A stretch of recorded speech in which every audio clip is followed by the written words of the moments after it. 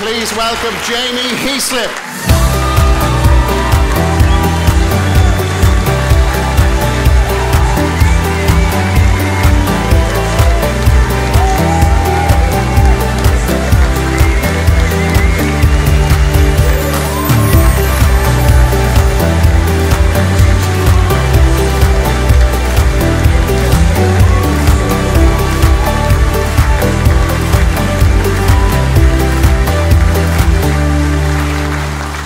There's a lot of love for you in this room, and you can feel it. Yeah, no, look, it's as I've said, I'm a very proud Leinster man. I see the world very much through blue-tinted glasses, and I was never more prouder at the weekend, seeing the lads do the job, and getting another opportunity to put another star in the jersey. That's what drives us all. That's what drove us before we had a star in the jersey, and that's what drives everyone that plays in Leinster jersey. I wish I could play on for a couple of more years, but that's not to be. I did everything that I could. I have a lot to thank for all the strength and conditioning, medical staff, doctors, patience from the coaches, patience from the players, from putting up my smelly banter for the last 12 months. And yeah, it's been a great time. Is it possible for you to select one highlight over another, or are there just so many?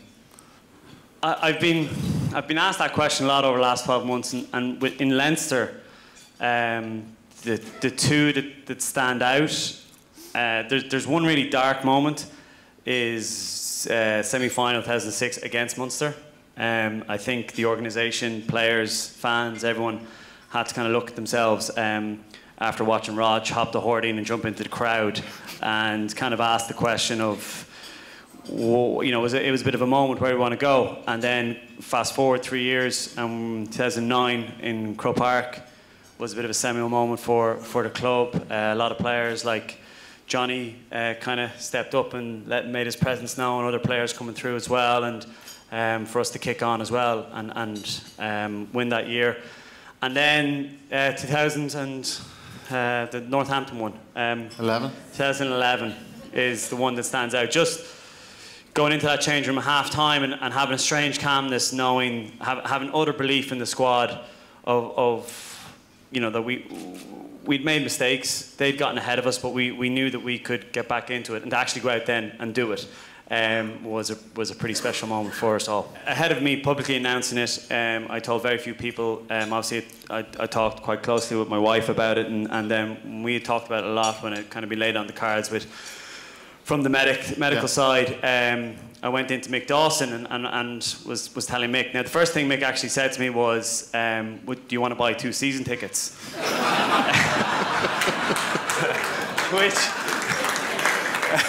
which is very Mick. And but the second thing followed was, it was straight away after I said yes, was, we'd like you to walk out and kind of bookend it in the Saracens game in front of 50,000 people. Yeah. And it kind of showed, A, kind of man Mick is, kind of being very thoughtful, and B, what the club is like. And I was a bit late that day. I had troubles flying in to get there, but everyone kind of helped me get there and just show what the club was about, to be able to walk out and, you know, kind of say thanks to the fans, players, everyone. It was a pretty special moment, and I was a little bit blown away, to be honest. What have the last few months been like for you? Oh. The last few months have been interesting. I don't know, it's a result of having a schedule given to me by Ronan or Guy for the last, I don't know, 10, 12 years, that I crave kind of order and a schedule and structure. So I try and structure my day, and will schedule a coffee with anyone if they want to meet me. But yeah, no, it's been interesting. You know, we myself and my wife she's expecting a child. Congratulations. How soon? How soon? She's due in August. Wow, so we have that very exciting chapter ahead of us, and we have a couple of other, you know, we're moving into a new home, a new chapter, all that. So that's all, it's all kind of very exciting. And then kind of after all that, I have to kind of, start a new chapter and figure out something. So I'm just meeting people and trying to figure out what that path is. I've been very lucky to do something for so long, since I was like 8 years old, and it's very rare that you get to do something that you truly love. I'm a big believer in karma, so I had to balance all the bad things I did with a trip to Ethiopia. No, I'm really a good person, I swear. No, it was an amazing trip. I've gone away with them before, and look, it blew me away. And yeah, look, I always had one eye on the future in rugby. Rugby is a tough sport. I mean, I think average career length is about 6-7 years. So that was always in the back of my mind. And I was always the type of player that liked I thought I was a better player if I had outside interests, and it gave me a lot more balance. And you know, Leinster allowed me to do that, to be honest, and it was great because once I turned up, did my job, and was a good pro, and played 80 minutes, I was kind of, everyone was happy, and it let me go off and kind of fulfill the other kind of drives and make a better player of me. But yeah, I still don't have the answer for anyone what I'm actually going to do. As Jamie, I said with the guys earlier on, you know, about leaving with everybody's gratitude. You know, you leave with that.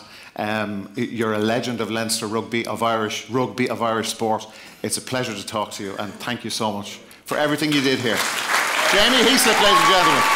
Thank you, sir. Thank you. Dear gents, thanks a lot.